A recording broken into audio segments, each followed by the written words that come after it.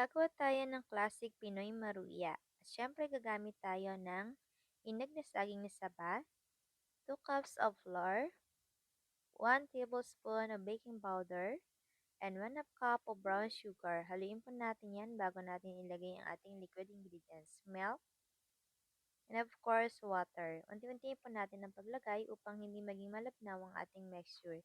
Dapat maging ganyan ang kanyang consistency upang kumapit ito sa ating saging.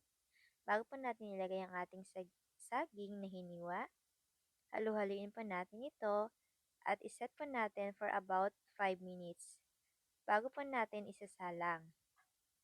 At syempre, dapat konti lang po ang ating mantika upang hindi maging oily ang ating maruya.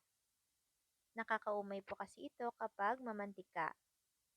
At syempre, hindi rin maganda sa kalusugan ang sobra-sobrang mantika. At ayan, pwede na